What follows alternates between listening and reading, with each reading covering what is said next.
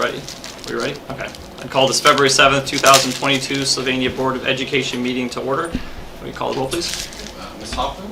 Here. Mrs. Kaplan? Here. Mrs. LaValle? Here. Mrs. Jackson? Here. Mr. Fowler? Here. Now, please stand for the Pledge of Allegiance. I pledge allegiance to the flag of the United States of America and to the republic for which it stands, one nation, under God, indivisible, with liberty and justice for all. All right. Dr. Motley, we are with you for the superintendent's report. Thank you, Mr. Feller. Good evening, everyone. I want to begin my superintendent's report tonight with a big shout out and huge kudos to our PLOW team and our custodians. They truly rocked it over the last several days. Not only did they endure the weather conditions, but they endured repeated weather conditions. In some instances, they had to plow and come back and plow again. So just wanted to let you know the dedication of these employees and how thrilled I'm to be a part of this family with Sylvania Schools, because they were out there in extreme conditions. Our custodians were clearing sidewalks in tandem with the parking lots to be cleared, doing sidewalks to make sure that they didn't have to do 12 inches all at one time. And it's tough work when you have even a snow blower to use and the snow blows right back on you, because we had so much wind. But I just wanted to say kudos to that team, because it's because of their dedication, truly, that our wheels were able to roll on Saturday for field trips. We had a couple of mechanics in that were cleaning off buses, and they cleaned off more buses, and the wind caused higher drifts on the buses. So when you have 70 buses in your fleet, it's a lot of work, and it's uncomfortable work. And I want to also say our two guys that have taken the lead over operations, which are Ray Halston and Chris White, were out and about taking snacks and water and hot coffee to the gentlemen who were plowing, just to let them know that they were thought of. So I wanted to share that and highlight to our district, our families who may be watching this later on, that we have a great team out there that supports our schools. So that's one kudos I have to really highlight. Also, I wanted to share some fabulous news. Our district is always seeking to secure alternative funding, anything that will help offset our general funds. And I know our interim treasurer and our previous treasurers and future treasurer likes to hear that when we can, anytime we can secure alternate funding. And I want to say, due to the work of Cheryl O'Shea, Dr. Cheryl O'Shea, we recently received a grant under the name of the Emergency Connectivity Fund as a part of the American Rescue Plan Act of 2021. And our district will be reimbursed $824,448,000. That's like well over $750,000. And I am just so proud of folks who are working hard to extend our tax dollars and our public funding dollars to make sure that not only do we have the equipment that we need, but that we are paying for it in alternative means and taking advantage of grants that are out there. So kudos to Dr. O'Shea and her technology team. They actually did a survey throughout the entire district to make sure we would even qualify for this federal funding. It was a process, but from what I understand, the money should arrive this week. Fingers crossed. Also wanted to give a brief highlight, or an update rather, a better term, in regards to COVID and the cases we've had here in the district. I've received a few emails in regards to folks having a concern about what our numbers look like, and I just want to reiterate to those who may be tuning in at a later date that right now, Sylvania Schools is following the protocol that is suggested and recommended by the Ohio Department of Health and the Lucas County Health Department in regards to contact tracing. I have to tell you, it was difficult for schools and the health department to keep up when they changed the protocol for quarantining and isolations. In some instances where they reduced the quarantine date or isolation date to 5 days, you would get your letter and you would already be back to work, and it just wasn't. And I see our high school principal nodding his head. So I want to let folks know that truly we are following the recommendations of the Ohio Department of Health in addition to the Toledo Lucas County Health Department. When we look at the number of cases over the last several days, as our last date that I have here tonight was on February 1st. We had 2 cases for isolation that were reported to us, just 2. And if I go a week before that, let's say around January 25th, we had 18. So we have seen a steady decline. I know the reporting protocols are different and have been relaxed. However, we still ask folks to report when there is a positive case in your family so we can relay that information to the Toledo County or Toledo-Lucas County Health Department. But as promised, I want to continue to give that update. But right now it feels like perhaps, I said this last year and it turned around and came back, but I think we're at the end of the tunnel. I see the light and I can touch it and I'm close to it. So let's hope that for our kiddos and our teachers who have been going through a lot with COVID, and even our custodians with the extra burden of having to sanitize our buildings multiple times a day and hand sanitizer and spraying down rooms at night. We are still practicing those mitigation strategies. They have not gone away, but I hope we have definitely turned a corner and can focus on educating our children and making them future ready, opposed to focusing on COVID and the numbers that we have facing us. Just 2 more updates. I just want to share that over the past 2.5 weeks, we hosted 7 elementary kindergarten information nights. And as a result of those information nights, we have about 254 kindergartners registered. And I want to say that is the class of 2035, if anyone's interested. The class Anyone of wants to feel really old? Me? Yeah, right? The class of 2035, that's about 50% of what we typically expect. And working with our cabinet this morning and looking at the numbers, we're about at 50%, but I want our Board of Education to know that we're going to continue to follow up.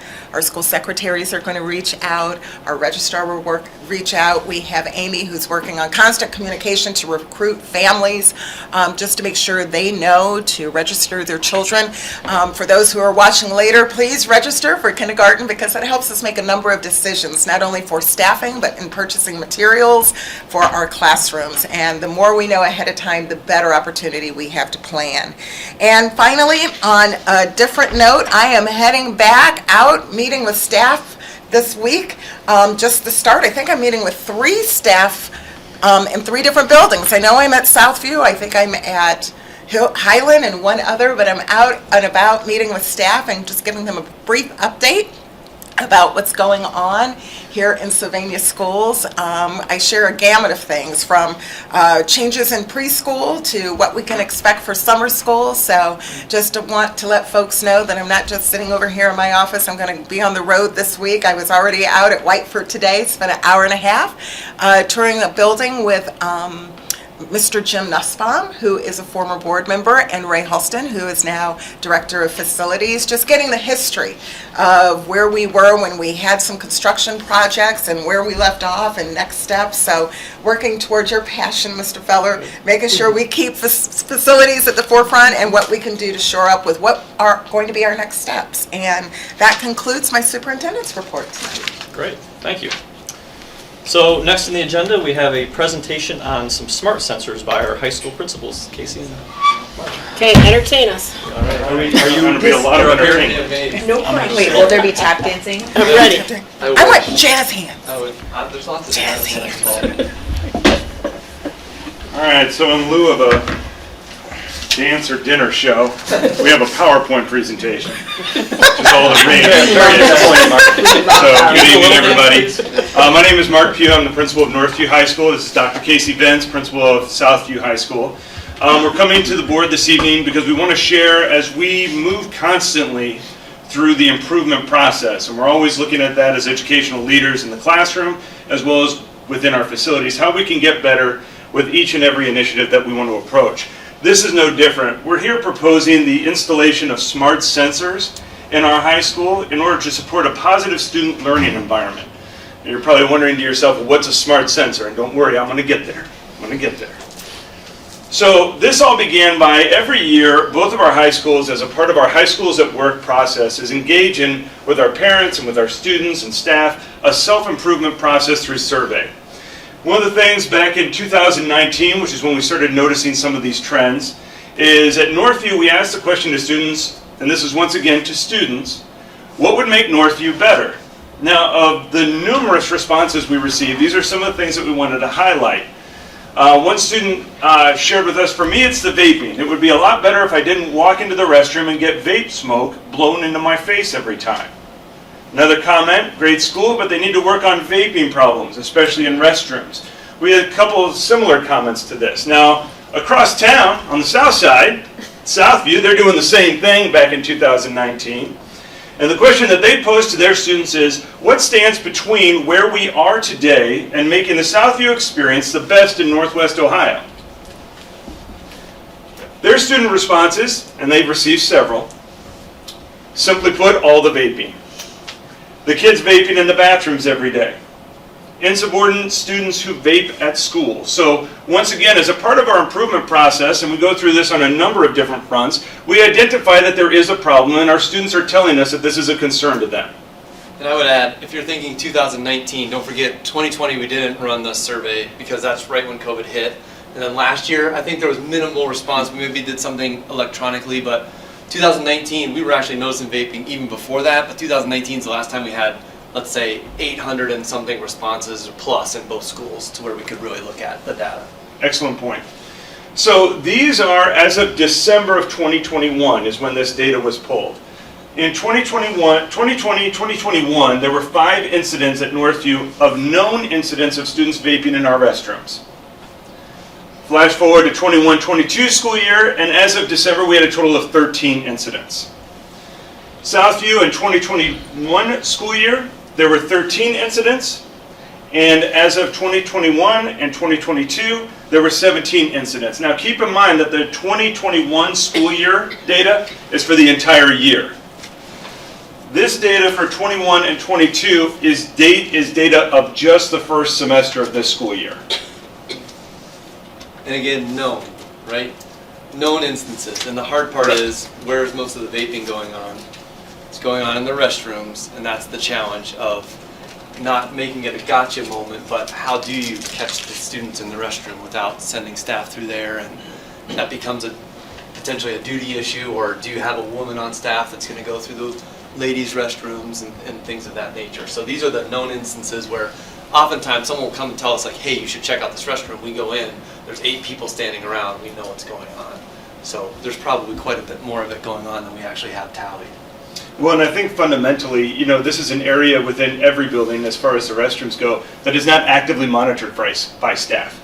And our students, it's kind of a blind spot, if you will. And so right now we rely on our students, and we want to encourage them, and we want to help them to have a very positive experience on all fronts at our schools. Okay. We want you to see that this isn't something that we thought of a couple days ago and decided to throw in front of you right now. We've started talking about this. There's a group of principals that meet online every Friday. We get between 5 and probably 12 or so principals on any given Friday. And vaping in restrooms is an issue in a lot of districts and a lot of high school buildings. So we started talking about this, and we noticed that Napoleon High School kind of spoke up because they had already installed these sensors that we're going to show you a little bit about tonight, and tried to proactively address some of these challenges that we're talking about. Again, so you see the Halo Smart Sensor we're going to get to in a second.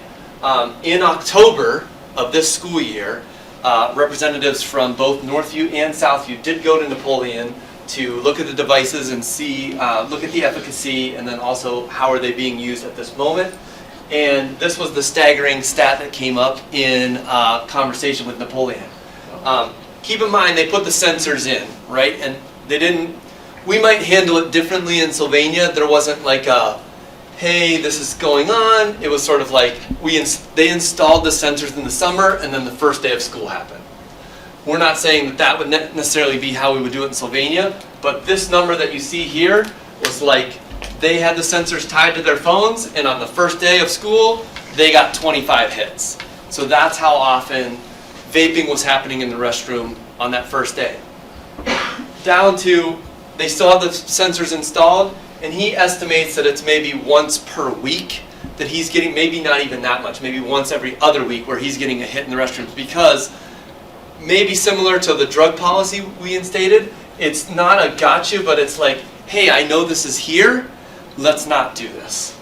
And it's giving students we know that it's not eliminating vaping from the schools, but it's taking away these common areas, and I think we're going to get to this, is one of the number one complaints we hear is from all the good students that are afraid to use the restrooms because they know what's going on there.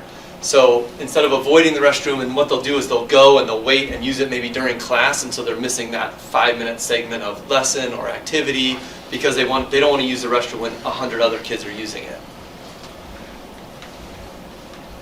All right, so there's a couple of videos here that we thought we'd show about one, what is Halo, and then one's a testimonial.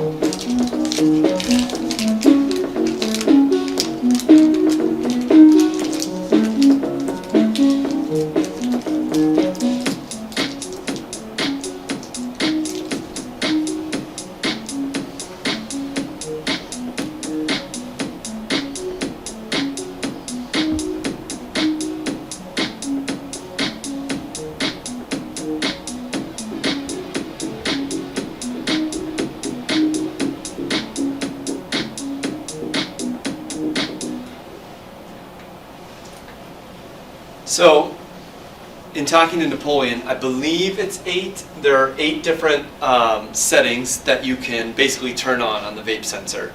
And those would include things like detecting for the vapor, but they would also include monitoring for a gunshot. In fact, when we first started this conversation, the best sensors out there were noise sensors. So the way that you monitored the restrooms was just to put a sensor in to basically say, this is what an average restroom should sound like. Why is it super loud right now? There's probably something going on in there. So that was what the sensor looked like when we first started this topic maybe 3 or 4 years ago. And now it's developed to the point where it really can detect chemicals in the room by so many parts per billion. But then you still got the gunshots, you've got the noise, you've got keywords that you can program in, like help and things like that. So you're monitoring all of that. And I don't know enough about all of these details. The one thing I was going to elaborate on is that at Napoleon, they do have it connected to their video monitoring so that it's automatic. So if they get a hit sensor that comes to their phone, it goes back 2 minutes and I think forward 3 minutes. So they get a 5-minute chunk of their video set aside. So basically I can see, Kim and Joe, you guys, you walked into the restroom, let's talk to those two in that time. And maybe we're not in the restroom seeing what's happened, but we have it down from 1,100 students to talk to just this little group that was there. So even if we didn't connect it in that way, which would be something that we'd work on with the technology department, even if we didn't connect it in that way, we'd still have the timestamp and we have the video running in the hallways at all times, so we could still kind of produce that ourselves. But that was the idea behind what's the tie-in that you get, what's the dashboard, what's going on there. And then here's a testimonial from a couple administrators with southern accents. Makes it a little bit more fun. Well, if you're not going to dance, we'll take the southern accents. If you're a person in the community, you think of school safety as intruders only. And there's more to school safety than intruders. When you talk about the halos, it's about student safety. It's their health involved. It's not whether they're bringing a vape. I mean, everybody has a right to choose if they want to smoke or if they want to vape or whatever. But in our schools, we got to care for the whole student. And their health is important to us. And we want to make that statement to them that it's not allowed in our schools, but it's not safe for you either. Vaping in general is easy to hide. When you're talking about a vape, it's not talking the same way as smoking a cigarette where the smoke's going up in the air. A lot of these vapor pens shoot no smoke up at all. You don't know anything. Plus they have a lot of deodorants that they can put in it to hide the smell of it and stuff. So it's hard for us as administrators in school to even identify vaping.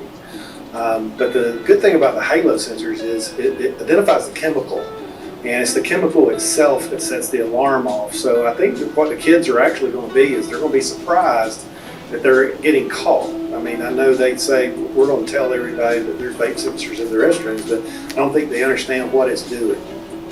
Our ultimate goal is to make sure everyone is secure and safe, because then when you feel secure and you're safe, you can prosper in academic achievement and athletics and everything else. Before you finish on the last slide, they didn't say exactly what I was hoping they were going to say there, which is kind of where the drug policy started, which was let's give students a reason to do what's right. And I think what we're doing right now, like, let me backtrack for a second. Whitmer comes to that principals meeting.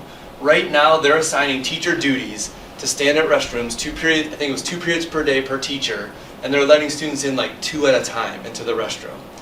We use teacher duties to run a writing lab, a math lab, a homework completion, things that they're doing what they're supposed to be doing. They're educating kids, a couple people at a time. If we're going to start having them stand outside of restrooms, we're wasting that manpower. There's a technological solution here that we can frame the right way. And the right way to frame it is, this makes a healthy school for all, and let's quit ignoring the 1,000 kids that are doing the right thing and paying attention to the, whatever it might be, 25, 75, I don't even know what it is, that are vaping in the school. And if we can, when we talked about putting up cardboard boxes that looked like sensors, to basically accomplish what we're saying, like if the students think it's a sensor, maybe they would stop there and it would clear up the restroom.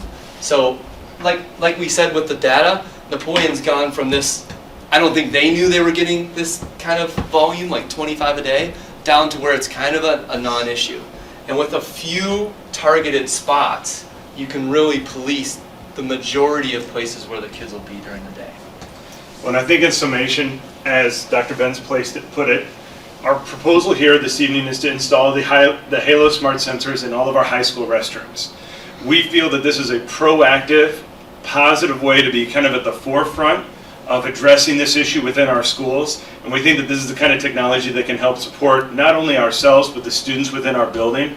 Moreover, the forward thinking of this proposal allows for these sensors to also address things like school safety or violence in the building, as well as with its heightened, and utilizing the heightened sound as well as keyword phrase analogs for them, is that allows us to kind of branch out into other areas as well. Thank you very much for your evening. If you have any questions, we'd be happy to try and address them.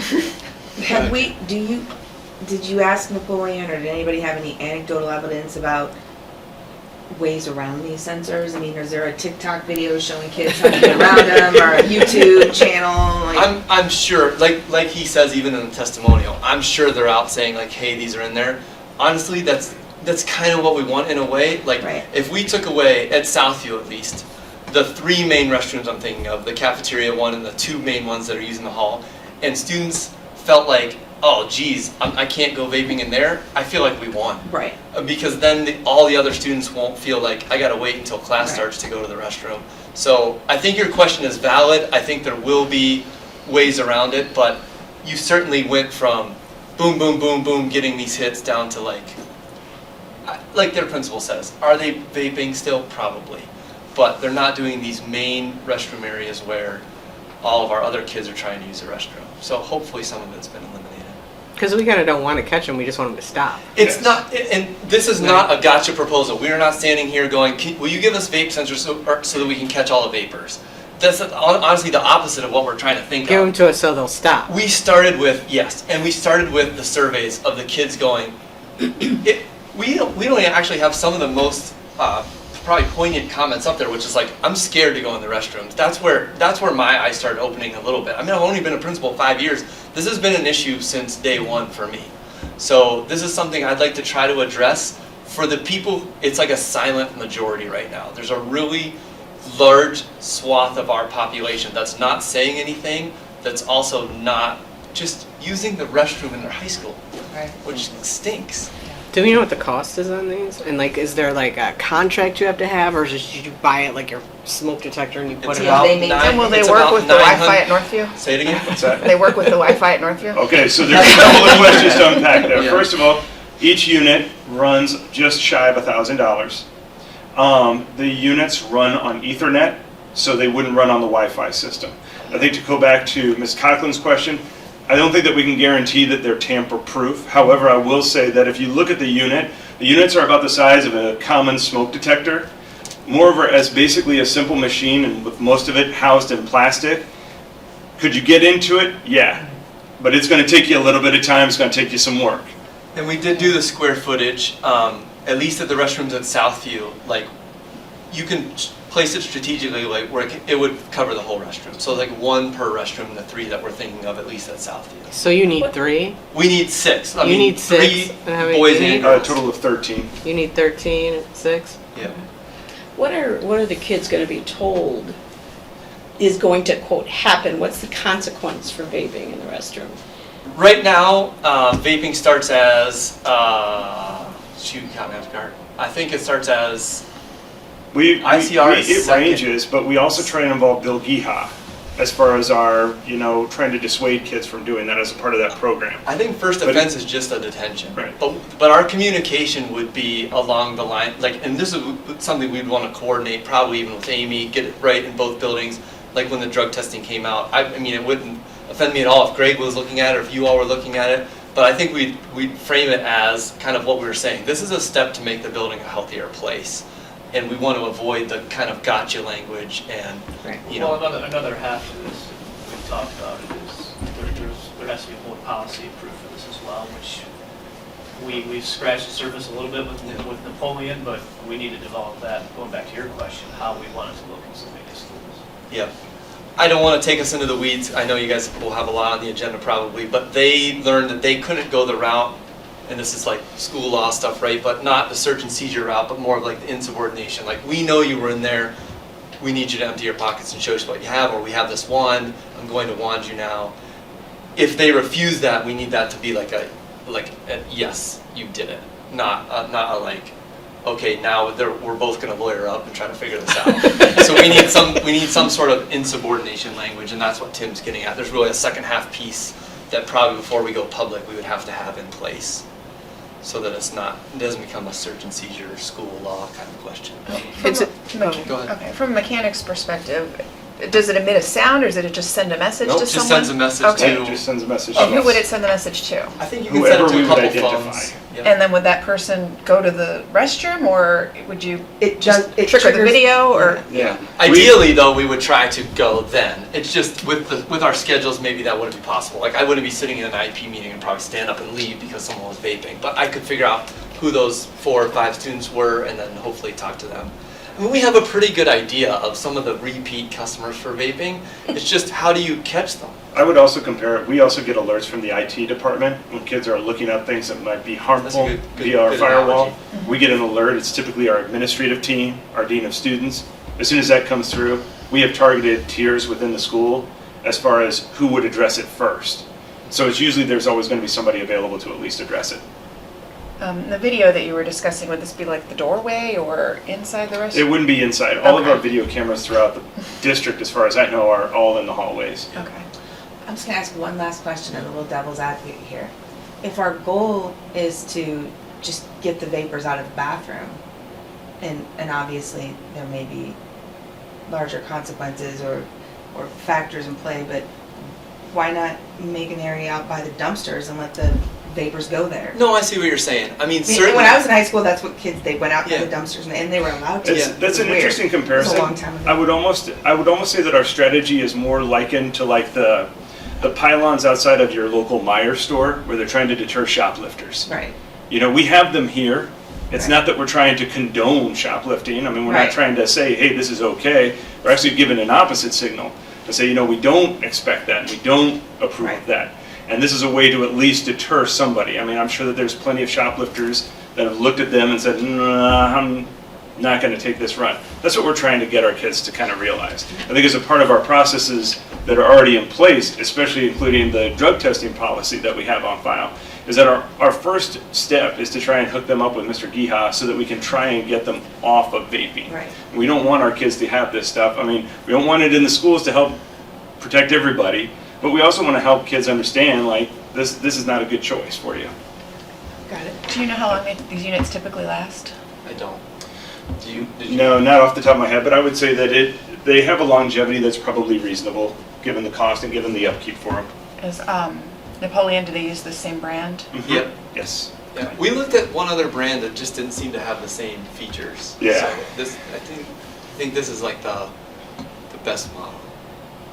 So I have a question since Mr. Tyberski's here. I don't want to put you on the spot. Is this an issue in junior high schools? Yes. It is, right? Because I know they're starting Probably not as younger. high an occurrence as you see in the high schools, but not for your junior high, we do have kids in there. Yeah, because it would seem if we could get them even earlier, maybe you have less. No, you're hitting the nail on the head, Julie. When we brought this up at the high school meeting, that was actually Tim's comment, I think it was, that this is probably something that would expand to the junior high, but we'd start with the high school and see where the board was with it and see if we could get the language right and the kind of the framing right and probably build out from there.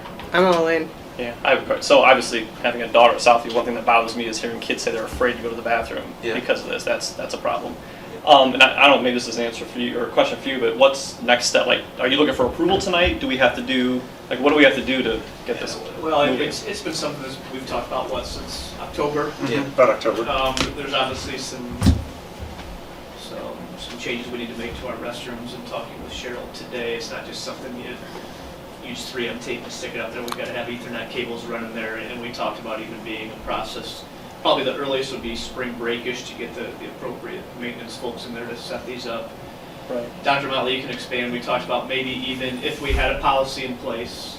I think we just wanted to provide feedback, say the policy would be something you would obviously vote on, but maybe even pilot it for the remainder of this school year if they were ready to go after spring break, and then have it go in place. So are we looking for a vote tonight, or are you going to come back with a policy? Just informational on a Okay. policy. Actually, we have a sample, and I can send it home in soup notes this week. I reached out to Neola. It was something that was quite new for them, and I was kind of surprised because I would think of this, they have access to a national database of policy. But to that end, we do have a draft policy that we would like to have the board look at. And also look at, we need to tease out down the insubordination route, because quite frankly, tobacco isn't allowed on any of our campuses. Right, I was going to say, Right. I mean, So I we would already think that's have policy included on in vaping. this. So it's really going against, it's really being insubordinate about the tobacco policy, and that's why they're going down that route of, it's against the code of conduct, this is insubordination.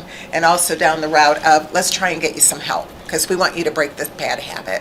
If you want to go into the details, I mean, some of these vapes are pretty small, And they're smokeless. you can imagine where the girls and guys are putting them the minute they're done in the restroom. Like, you're not, no principal is going to get to them with empty out your pockets.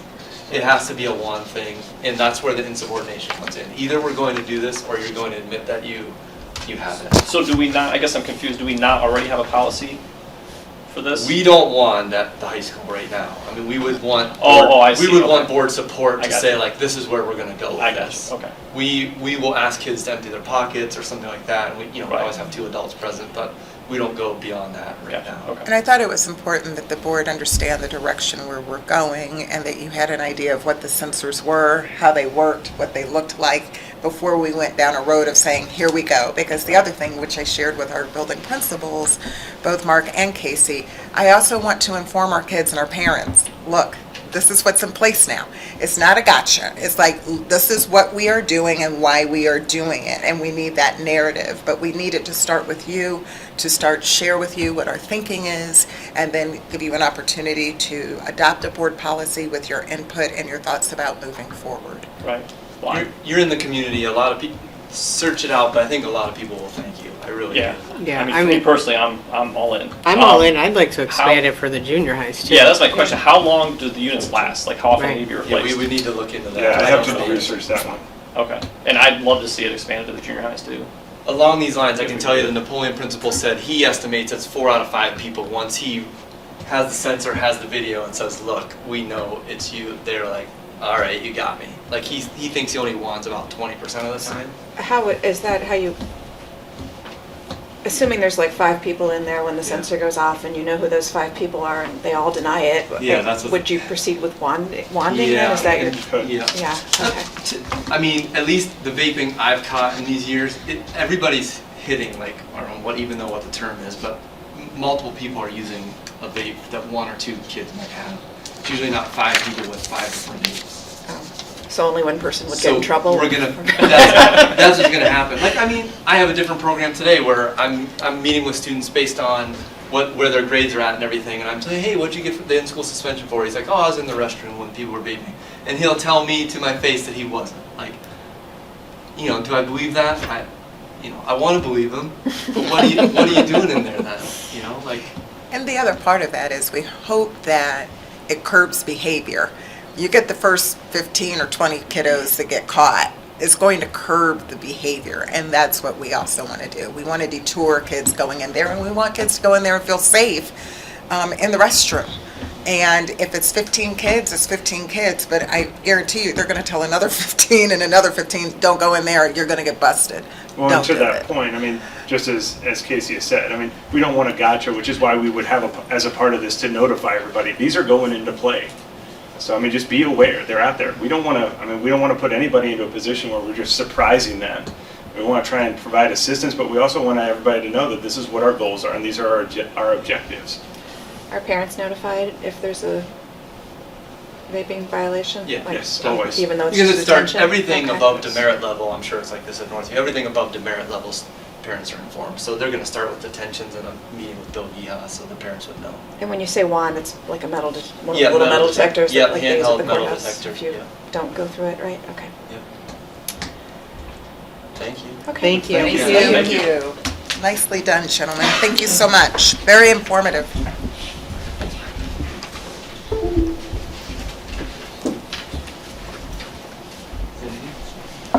Okay, now we are at the first opportunity for public participation on agenda items. Amy, is there any? None? Okay. Dr. Malley, we're with you. Thank you. I recommend approval for item 5.1, which is the acceptance of gifts. We accepted or would like to accept and approve the donation of 408 bottles of Perel hand sanitizer from our Lucas County Engineer and Road Maintenance Department. I'll move approval. I'll second. Any discussion? All right, call the roll. Ms. Hoffman? Yes. Mrs. Lavalette? Yes. Mrs. Conklin? Yes. Mrs. Johnson? Yes. Mr. Feller? Yes. Thank you. I recommend item 5.2, which entails an overnight trip for a Northview teacher to take our Northview and Southview students to the Business Professionals of America State Leadership Conference in Columbus. Please note this conference takes place March 9th through March 11th, which is a Wednesday through a Friday. I'll move approval. I'll second. Any discussion? All right, call the roll. Ms. Hoffman? Yes. Mrs. Conklin? Yes. Mrs. Lavalette? Yes. Mrs. Johnson? Yes. Mr. Feller? Yes. Thank you. I recommend item 5.3 for approval of the data collection unit agreement between the Sylvania School District and the City of Sylvania. We would like to readdress 4 DCU unit. Well, U stands for units, data collection units that collect meter reading, call-in data, and will be located on top of Southview South Sylvania school buildings. I actually bought an example of what this looks like so everyone knows. And we also have Kevin here from the City of Sylvania who can talk to us more in detail if you have any questions. What? Should we do questions now, or do we put a motion up first? Usually a Do motion the motion first. first, yeah. I'll move approval. I'll second. All right, now discussion. So what data are we collecting? Kevin, if you could speak to that, that would be great. Thank you for coming. These are part of our water meter infrastructure. We have on the top of City Hall, we have a data collection unit, and then scattered around the city, we have 7 data collection units that collect the meter signals from certain areas of the city. And we don't have meter readers. If you're within the city water service area, everything is done electronically. The meter that's in your basement or in the meter pit outside sends a signal to one of those 7 data collection units, which then sends a signal to the main data collection unit that's at City Hall, and then that's what we use to send out water sewer bills. So the purpose of the update is to make it solar power? It's actually to make it electric power. What we find in, unfortunately, Ohio winters is you have 2 things Little going gray. on. It's cold, it's cold, which isn't good for batteries, and it's very gray. And we've just had too much trouble during those winter months. The solar power, unfortunately, cannot provide enough power. Those data collection units then aren't able to send the signal.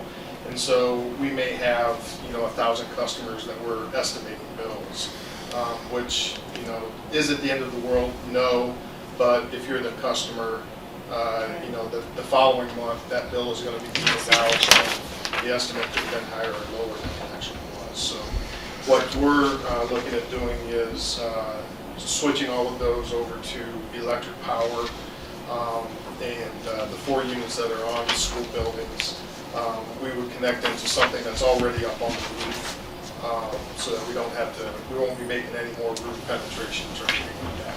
We'll just connect into something that's already there.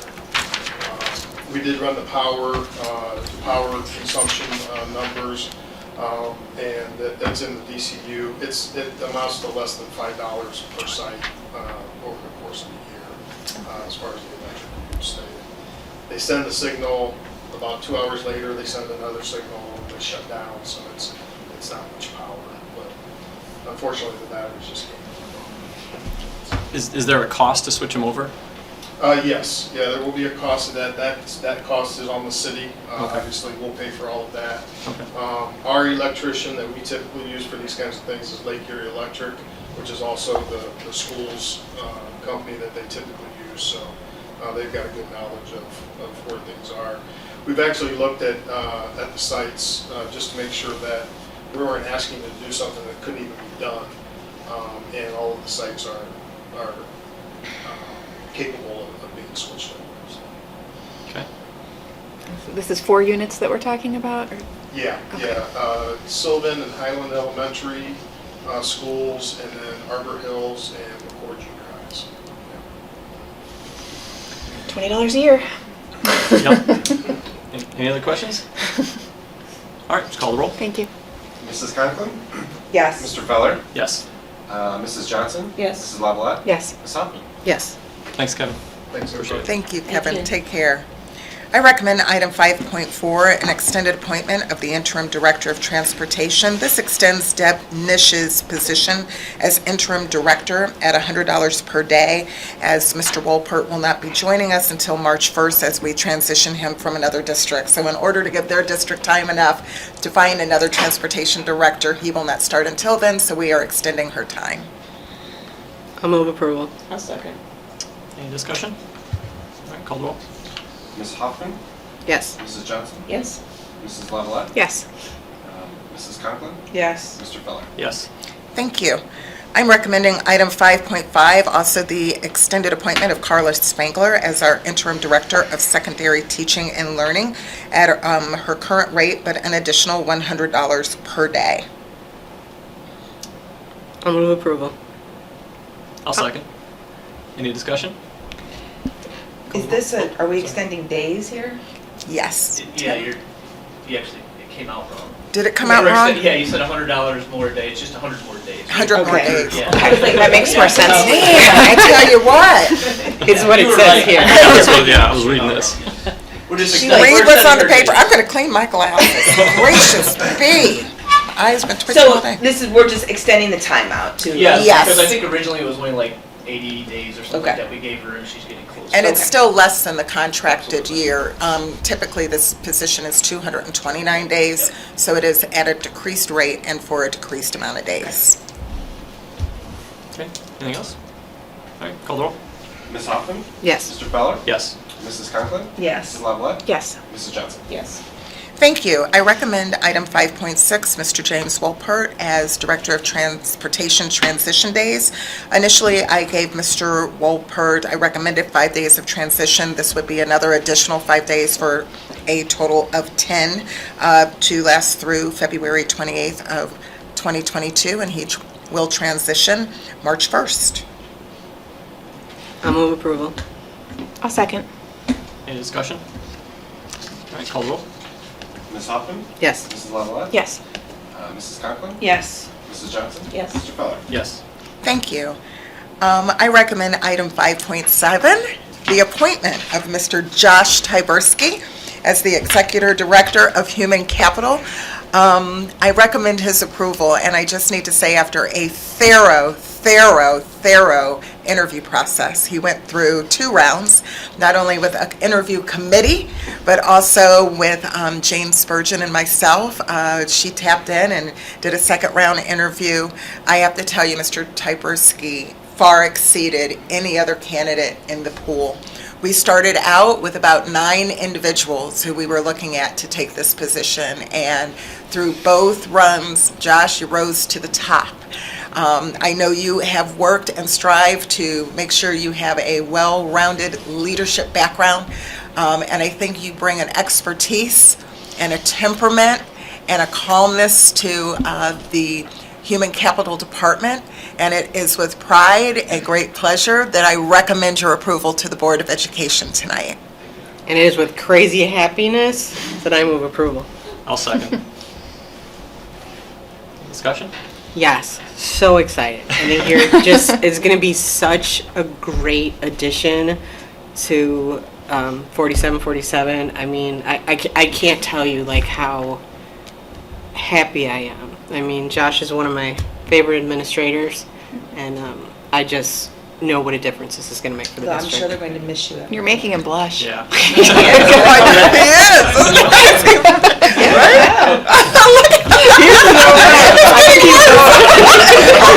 Way to go, Julie.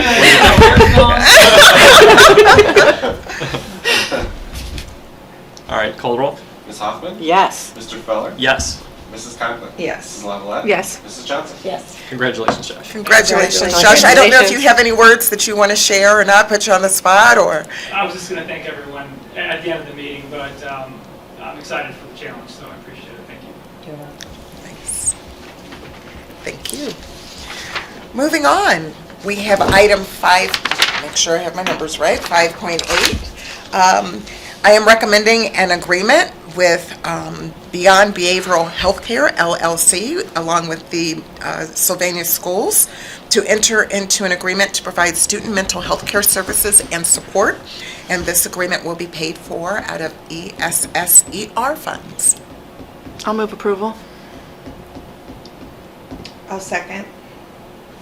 Any discussion? I do have Laura here. She's our lead on this. So Tim and Laura, if you want to be able to address any questions that may come. My question is this an entirely new affiliation, a new program?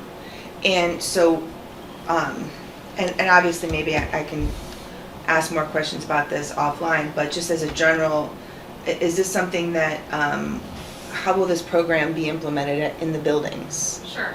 So it is a new, to answer your first question, it is an entirely new affiliation. We've been working with the stakeholder group throughout the year to address the needs that were identified even pre-pandemic needs. So we vetted several different agencies. The community reached out to several agencies and kind of did an interview process. And so this is the agency that pretty much rose to the top of it and even had the capacity, the staffing capacity.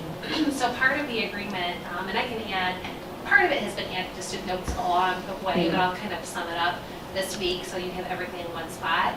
The purchase, or rather the contract rate includes services of licensed provider in whatever building you initially begin the process at, but then it also comes with a clinical supervisor and then a coordinator that will assist the implementation. So will there be a representative in each building or a roving representative? So or- initially, we're building it and then the goal is to build it and then multiply it because this is something new for for Beyond Healthcare as well. So the intent is to build it, so it's addressing student mental health, staff health and well-being as well. So it's a universal and then more of a tiered approach. So during the day, the licensed provider will be in one building initially. And so whatever when we build the format, that will all be covered under our contract rate. Once they're able to hire additional staff to meet our needs, we can replicate that model in additional buildings.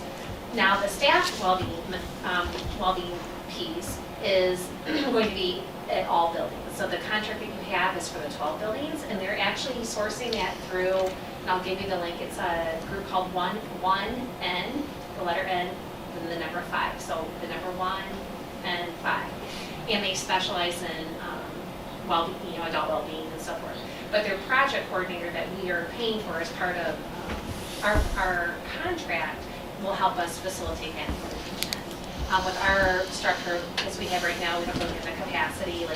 We have a lot of folks, but we don't have a lot of mental health experts on staff, right? So we can implement projects and we can do that, but we're going to really breathe the knowledge of Beyond Healthcare to implement that from a mental health piece. So all buildings from a staffing perspective was the proposal. So 12 buildings from a staff well-being perspective. Start up one building for this universal and then tiered student supports. But I actually just had a conversation with their CEO on Friday, and she is waiting on today because she's interviewing. We have the one, but she's waiting on our board approval today because she's already interviewing 2 or 3 other folks that if we're ready and we have the money to spend, we can, as we build it, we can replicate it more quickly. So that's expedited a bit more than we thought would. Okay. What are the credentials of the providers?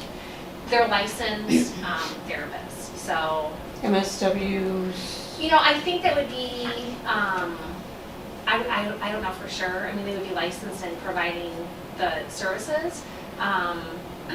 She did say that a lot of their providers are dually licensed in like the therapy piece and then are also the social workers as well.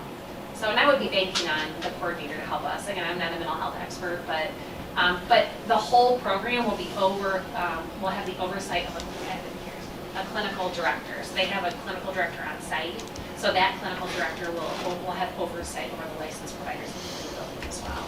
Do you know the credentials of the clinical director? I have to look that up. I'm not sure exactly. I think that would be important to know. So to start off, make sure I understand. So we're talking about having one person in one building to start with, and then grow from there. Yes. Now, how does that? Because we already have counselors in the building. How does that? How do they mesh? Great question. So we're working on it again. The minutia of it is we'll use the support of their project coordinator, who is also a licensed provider. So really what we envision is kind of like a multi-tiered system of support, and we need to identify the specific roles and responsibilities of, we have a great visual we're working off of.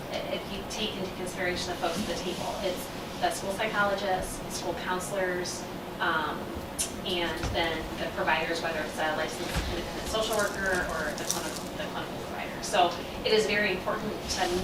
Our stakeholder team is very important to me. I kind of view, I'm the special education director, right? We wear lots of hats, but I view my role in this as kind of that implementation coordinator. It's very important that we implement, that we have like an intent statement, like what's our objective, and everyone knows their roles, so that we can implement that with fidelity, as opposed to just saying, oh, look, we had some money through ESSER, we brought a mental health company and checked the box, great, our needs are met. So it's kind of that, you have to go slow to go fast. That's why I like the model of bringing the coordinator on board so that they can help us build that. So we build a really great, solid model for that first building, and you can replicate it. You know. If I could add to that too, Laura, we have spent some time meeting with, and actually Laura and Carla, and I believe also Melissa may have been involved in this, working with the school counselors and asking them what they need. We've met as a team even with SEA leadership to say, what do you need? What are students needing in our schools for their social emotional well-being?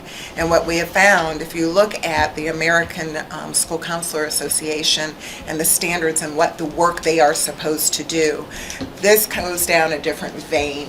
In some aspects, they can do some introductory, like, okay, tell me how you feel, but also the next steps of that, if you are a person, there's depression, then there's deeper depression, and then that may lead to cutting, and then it may lead to other issues. It's bringing those experts who are trained in that type of therapy to the table for our kids in the school. And then listen, it may go into another clinical track because it's beyond their skill set. But right now, some of the behaviors and needs of our students in our high schools and junior highs and really across the gamut, there are behaviors that our students are exhibiting that are beyond the training of a school counselor.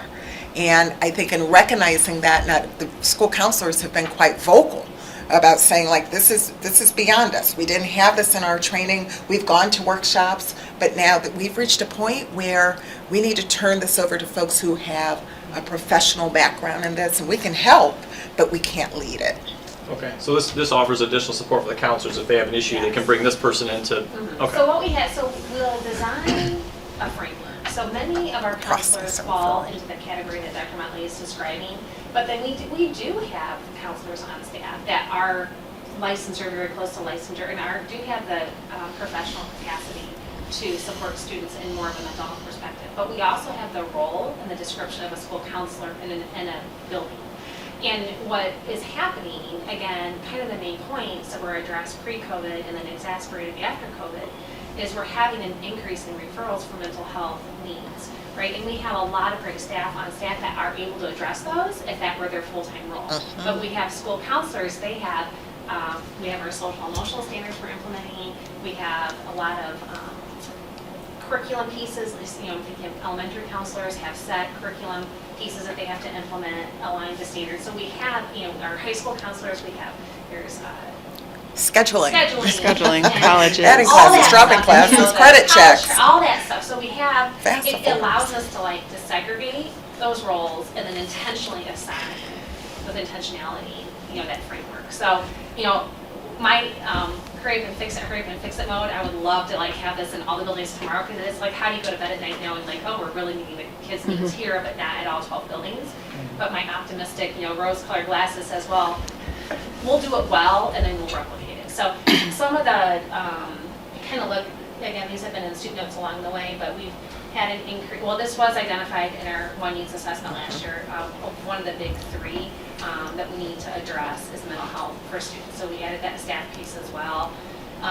We've received just really an overall increase in students receiving intervention at buildings for mental health related needs that are impacting academic success. So I don't want to get in the weeds of X% of the elementary school versus middle school versus high school, but we just have, and this is all aligned, I have some national statistics here that I'll share, but I don't want to bore everyone tonight, but it's all aligned with what we're seeing nationwide.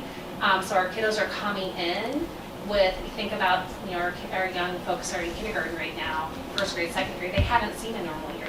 We're not getting as much socialization, we're coming in with social skills, they're just not where they need to be to access school necessarily. So some of those, I'll put on my special education hat, we provide these interventions for all students because we want to remove those barriers and see if we can achieve. But some of these are turning into referrals for special education services, and that's not, we need to kind of see what are we meeting the needs, do we have the ability to close the gap, but if we're not staffed to close the gap, it's kind of a quick referral, and then now it goes Then your to special ed numbers. Will there be any aspect of this program or availability contact with parents? Sometimes parents are seeing their kids exhibit behavior, so they call up and, okay, who do I talk to? Yeah. And so will there be some sort of listen, my kid is doing this, where do I go, what do I do? So the whole concept, part of the whole concept of the fundamental belief of Beyond Healthcare is that parent, is that full wraparound process. So if we're servicing or supporting children during the school day, it would have to be with parent consent. And then what we want to grow it to is once we have 10 students that are referred, they can start after school groups. And so that would be through private insurance. So that would be we can provide the facilities and we can provide the space. They've already got the relationship with the district, and then we can start populating those. And that is, again, a beauty of contracting with Beyond Healthcare, because they're doing that for us, right? And then that would include that parent involvement. Another piece is they're able to be involved in our summer swing or summer programming. So again, that would include that parent piece and that parent involvement. I know a big question, this is kind of how my brain always works, is how is this sustainable? So from a sustainability perspective, we're excited that we have access to these funds right now through ESSER, but those eventually are going to go away. So the model is, although it would require the team collectively developing kind of a different delivery model, if we can build this well and build it strategically, once the ESSER funds go away, we could try to shift it so the Beyond Healthcare is embedded in our buildings, and it just becomes billable through individual insurance, much like programs do with Tackle or Harbor or whatever. But we still have that contract with Tackle in a few of our buildings, and it just is kind of self-sustaining. We don't pay them anything, but they're limited to only servicing students that receive Medicaid, whereas Beyond Healthcare is able to, during our contract, service all of our students regardless of insurance, because we're paying for it as a service, Sylvania Schools, to families and students. But they're able to work with families with Medicaid, private insurance, with a much broader insurance base. So the hope would be if we can't fund it internally a few years when, you know, the ESSER funds run out or are not renewed, we're able, because we've built the model, we're able to replace it with Private the insurance. private insurance model, and we've got those relationships already.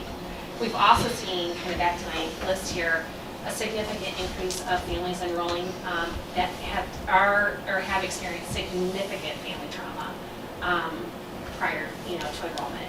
So that really is something that's certainly, and that falls into a couple of subgroups. I mean, we can list a couple obvious ones, but it's not just one subgroup. So we're seeing an increase of significant family trauma. Oh, I know this has been identified as a need for a while now, and so I'm really happy to see it on the agenda. Is it Sylvania Prevention Alliance that you were working with? You mentioned a stakeholder group that the district had worked with. It was a combination of, so I kind of inherited that mental health subcommittee from our safety group, and then we put it out to, I collaborated with SEA, and so it was primarily SEA members Okay. and administrators as well. Okay. And the initial contract period is 2 years. Is that all covered by ESSER? Yes. Okay. Yes. Yeah. So the contract amount that you have, with the exception of the 1 and 5, that's basically for like one building. But many of, like, if you look at the itemized, I think it's like the contract is for 33%, say, for the coordinator's salary. That wouldn't be double just because there are 2 buildings. It would be, not the financial person, what's the word, segregated? Or Allocated. On a special account. Maybe shared. Maybe shared. Go with it. Shared is a good word. Maybe shared. So good question. Any other questions I can answer? Yeah. Thank you for all your work on that. Thank you. Thank you. Thank you for your support. So, KJ, we have a motion, right? Yep, So we just, second. just need to call the roll, all right? Mrs. Lavalette? Yes. Mrs. Conklin? Yes. Ms. Hoffman? Yes. Mrs. Johnson? Yes. Mr. Feller? Yes.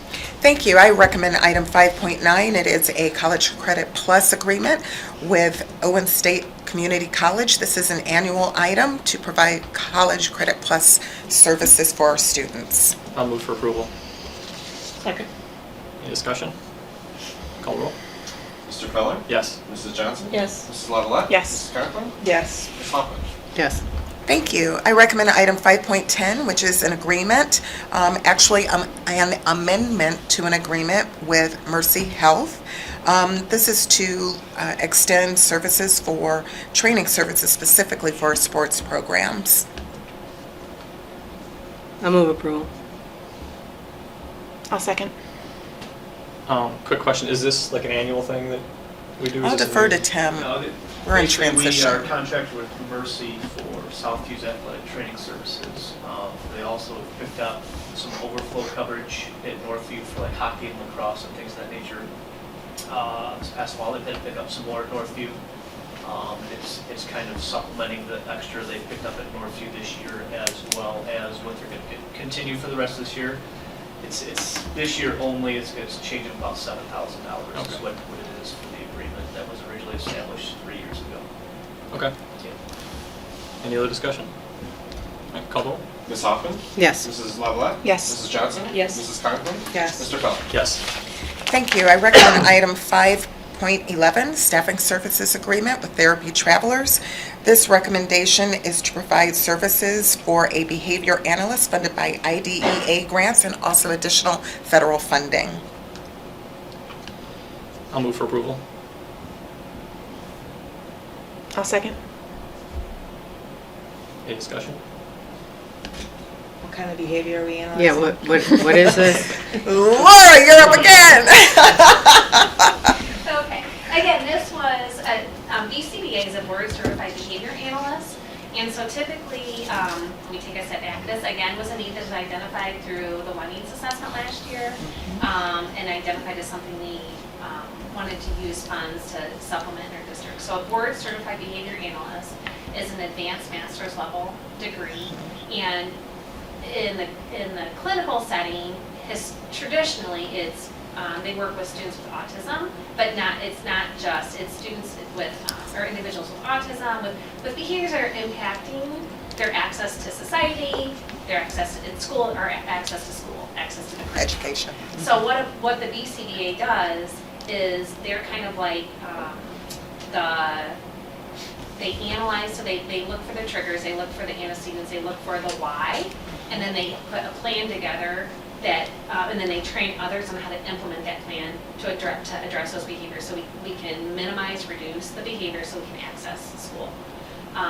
So in our setting, how we'll be implementing this, again, it's build it and then replicate it. So I've interviewed several registered behavior technicians. Those are typically in the clinical world. Those are the folks that implement the plan that the BCBA creates. In our world, what that looks like in schools, we're not recreating the wheel. This is a real thing. There's lots of districts all over the country that have done this, but traditionally it's for students with disabilities, but we can broaden that again. We talked about that multi-tiered system of support.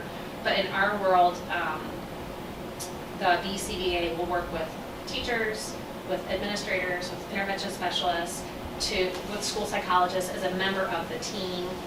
If we have kids in intervention, if we have kids that the teacher's just like, maybe they're a student with disability or not, we have this behavior that's occurring. I was just on a call today, a kiddo that unfortunately experienced some seizure activity, and now we're seeing some behaviors that are completely uncharacteristic and brand new, and they're significant. Like, so the BCBA would be a person that would help us identify those behaviors and put a plan in place to help minimize those. So the plan is to bring the BCBA on board. From a licensure perspective, the BCBA is responsible to supervise any RBTs that we hire, that we contract through. So we have RBTs in the wings, but we didn't want to bring them into the BCBA. A lot of acronyms, I know, was established, and we could kind of create the implementation plan for that. So behaviors we're analyzing, since this is through IDA funds, primarily would be whether it's students with autism, or we have a list of students that have significant trauma backgrounds that are impacting access to their curriculum. That's probably where we would start. Well, that is where we'll start. So. Are they working with students? So it just depends on how. So casually, they can work with students from a consultative perspective, right? Just like if a school psychologist is on staff, I can access that school psychologist and be like, hey, help me out of it. But if it's formal, then it would be something that would be written into a student's IEP. But yeah, they could be working somewhat with students, but the BCBA's role more is like that support for school personnel. Like they're analyzing, they're doing the evaluation of the student, and then they're putting the plan together, and then they're training the staff on how to implement. So the folks that work more directly with the students are the registered behavior technicians, or what would be like our paraprofessionals or intervention specialists. So they're working with the adult staff that are working more directly. Well, I guess because in here, in this agreement, it says that they usually check references on associates only by asking certain questions, but they don't, do criminal background checks or anything like that. So we've required, for this role, I've required that she get the pupil services, like the 5-year pupil services license, which is the same that like school nurses get, OTs get. So that was a part of. And that would include the background check. With the background check with fingerprints, so they'll have that OT license.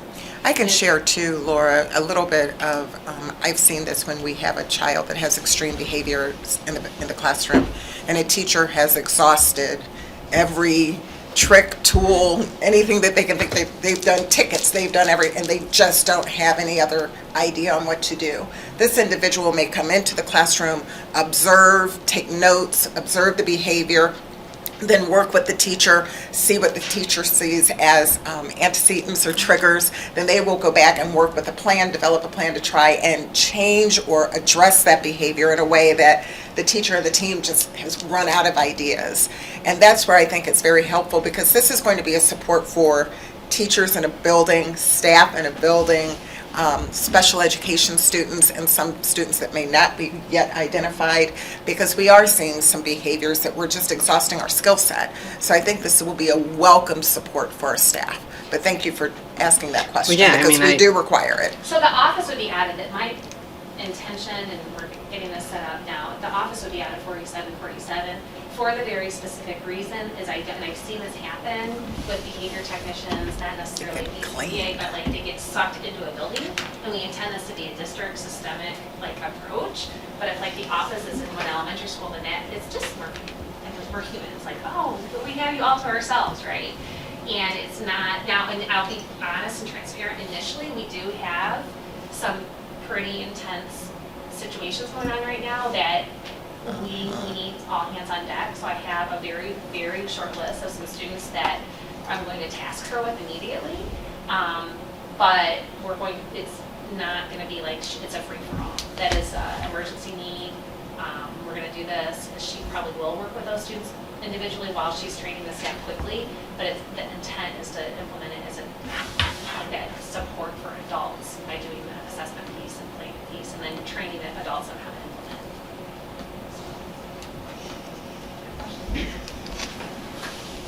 Any other questions? Call roll. Mr. Feller? Yes. Mrs. Lavalette? Yes. Ms. Hoffman? Yes. Mrs. Conklin? Yes. Mrs. Johnson? Yes. Thank you. Moving on to Human Resources, our licensed staff, I recommend on a consent agenda items 6.1 through 6.6. Can These- I think. 6.5. Oh, yeah, you got it. All right. My kids, I got it this time, right? You did. All right, item 6.1 includes a agreement to hire the substitute teachers as listed. Item 6.2, we are recommending the approval of some retirements among us. We have Peg Eating over at Stranahan. She's been with us 31 years.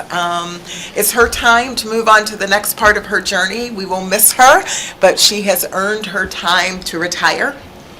We also have Marianne Oakley, who's a speech path, 32 years. I know. I can't get on board with that one. You can't just, that's a She no. is phenomenal. You're not allowed. She worked with my kid. Marianne is not allowed to retire. I'm sorry. Not allowed. Are you saying no to this? I'm gonna say No, just no. Okay, we're done. We're moving on to, no. We also want to recognize Michelle Peer with 16 years as a high school counselor at Southview. That's 2 that we're losing at Southview, so it's a transition. And also Diane Ben, who's a first grade teacher at Stranahan, who's been with us 10 years. So we wish these folks well, and we congratulate them, but we also need to have you vote on their approval. Moving on to item 6.3, we have a couple of unpaid leaves. Item 6.4, I am asking for approval of extra duty pay for mostly student supports as listed, and also 30 hours of solid coverage in the absence of a teacher, and up to 10 hours of solid coverage for another teacher where we did not have a substitute. And item 6.5, I recommend your approval for the following employees listed to provide homebound instruction through the end of this school year. I'll move approval on a consent agenda basis, items 6.1 through 6.5. I'll second. Any discussion? Call the roll. Ms. Hoffman? Yes. Mr. Feller? Yes. Mrs. Conklin? Yes. hard. Mrs. Lavalette? Yes. Mrs. Johnson? Yes. Thank you. I recommend item 6.7, which is licensed full-time substitute teachers as listed. These individuals will serve as building subs for our district to relieve the burden of the numbers of COVID, and hopefully reduce the amount of extra duty pay and teachers having to do double and triple duty and add clips to classrooms because we don't have subs. So we recommend the approval of the following individuals listed. I'll move for approval. A second. Any discussion? Call the roll. Mr. Feller? Yes. Mrs. Johnson? Yes. Mrs. Lavalette? Yes. Mrs. Conklin? Yes. Ms. Hoffman? Abstain. Thank you. Still with you. All righty, moving on to classified staff, I recommend approval of items 7.1 through 7.5 on a consent agenda basis. Item 7.1 is additional hours for a couple of our paras and for some special education work at Central Trail. Item 7.2, We have substitute folks, and this is a result of our job fair where we had over 71 individuals show up. Thank you to our team in Human Resources and Amy Addington back there. Boy, it was a team effort and it paid off. So we recommend approval for these individuals as they join the Sylvania Schools family. I also recommend item 7.3 for a few classified changes in personnel with locations or responsibilities of what they're performing through the district. Also, I recommend item 7.4, classified resignations. Item 7.5, I seek your approval for a classified unpaid leave for 2 individuals. And then item 7.6 is the consent agenda approval. I move approval on a consent agenda basis, items 7.1 through 7.5. I'll second. Any discussion? Yeah, I have a dumb question. What is bus driver at transportation to bus driver at transportation? Those are the same thing. That's called a typo. I mean, several of these under 7.3, that is what they're doing. They're going bus driver at transportation to bus driver at transportation. And I can actually speak to that. It's ironic. On the original agenda, it had bus driver at transportation to route, from one route to another route, and I told them to take out the route, and they didn't take out all the language. So I will need to do a correction on that with Okay, HR. so what are they all doing? They're just bus drivers. So they're That's going to a it. different route? They are going to a different route, and they are just bus drivers, my understanding is, and I can see clarification, because originally, when we were in the meeting, it was... Pardon? We approve routes? I mean, You approve routes, but not in this aspect, Yeah, which is we why you don't- had them take them out, because it Right, didn't we make don't sense. do this. That's why I was like, where are they going? They are just going to be a bus driver. Okay, so do you want us to amend Can we this? amend it and approve it? And Cajun, we can Sorry, get Cajun. together. No, correct, so that was just that under, It's just a bus driver at transportation effective 1/13. no problem. The only thing is, if their route times are changing, I guess that's. It's not. Okay, so if that's. Yeah, No. originally when I caught it, it would say like Route 42 or Bus 42 for a route. We don't approve those in this section. You all approve the routes at the beginning of the school year. Okay, we don't do this unless they're changing Right. positions. From Right. one And there's position like to 5 another. of them Are on these here. new, are these new bus drivers? That's my understanding. But in current employees, but going to be That's bus my drivers. understanding. Oh, I So see. from a different Okay. job, whether it's. So they're not a bus driver becoming a bus They're driver, they're- they're something else. They're bus drivers that may be becoming bus drivers on a different route, which they don't have to approve. Which we don't need Why to would approve. But we do have also the paraprofessionals that are going from one position to another. I will need to clarify with Ms. Spurgeon about that. Because Well- I do know I asked for it to be amended, but it wasn't amended properly. So thank you for catching it, Ms. Hoffman. Okay, so what do you want us to do on this? Can we pull it? We can amend it to pull it, and so that would be stricken from the. vote, Table. but something So that's, do you have anybody on here you need us to hire on this 7.3? I would say Sandy Gilliskin, who is a paraprofessional aide to a midday bus driver, would be an Okay. example. Any of the paraprofessionals. Anna Ziegler should be approved. Well, Sandy's on here twice. One is bus driver at Anna. transportation to bus driver at transportation, and then paraprofessional bus aide to midday She could bus be driver doing at all. training at transportation. Yeah. Miss Sandy's great. She was my kid's bus driver for a long time. Really? Oh, is she great? Oh, that's nice. Well, it says she's going to That's midday nice. bus driver Midday. training. She must not have a training, she must not have her CDL. I mean, I don't want to pull all of them. I No. mean, if Well, you here's need what we anything- can do, though. I will share, I have the ability in between board meetings to approve it. those individuals. So we can exercise that, because I don't want to be misleading. And obviously, if it's foggy for me, then it's definitely not going to be clear for you, and I need it to be No, clear it's- for you. I'm not clear. I'm Okay. I'm All foggy. right, so so then, we can take out 7.3 altogether. Yes, and then bring it please. back. so do you need me to amend my motion? Amend the motion to include agenda items 7.1, 7.2, 7.4, 7.5. is that correct? Okay, so I'm gonna, I'll amend my motion to move approval on 7.1, 7.2, 7.4, and 5. Thank you. I'll second. You're gonna amend your second? Amend your second. All right. So do we vote on the amendment first, or we? No, I mean, because I withdrew. Yeah, if you withdrew the motion, I so this withdrew would be it. motion Okay. to. Re-motion Okay. to address the items that are to- there that stay. This is difficult. So we have a motion then to approve approve items 7.1, 7.2, 7.4, and 7.5. Okay. Is there Thank any- you for the catch. I appreciate it. Any further discussion on that? All right, call the roll. Ms. Hoffman? Yes. Mrs. Conklin? Yes. Mrs. Johnson? Yes. Mrs. Lavalette? Yes. Mr. Feller? Yes. And please know we will work with our human capital department as they're learning. Josh? Taking notes over there. Taking notes over there, Josh. Did you take notes on that first Welcome. one? I'm not paying attention. You can see how that could be important. Thank you. I recommend item, I've lost my track here now. I think we're done. I think it's all you. Oh, you, All right. Greg. I am extremely proud and excited to recommend for board approval the appointment of Adam Koch as our treasurer/CFO for Sylvania School District for a 3-year term. I'll second. Any discussion? No, I'm just very excited. I just want to say how excited we are. Cannot wait for you to get started. I think this is going to be phenomenal. So Yeah, thank as you. am I. Really excited to join the Sylvania family and excited to get started here soon. And it's going to be a little bit, I'll be impatient, but I'll start working on a few things at home. But no, just can't wait to get started and really appreciate the opportunity that you guys gave me. Yeah, we I think I speak for all of us. We feel just really fortunate that this all worked out, and I think it makes, the team here at the administration building just so strong. Like, we are all so, you have no idea, we're so happy. Welcome aboard, and we're lots of fun. I share those same thoughts, and I know I have a lot of people to meet and to get to know, and I'm looking forward to that. We're happy to have you. Thank you. Look, the team is coming together. Look at this. I love it. Human capital treasure. Yes. Yes. It's so great. I know. And I can We do did a some good stuff job. and put it this way now. Put it that way. Put it this way. We're happy It's to gonna be help. great. It's a team. It's a team.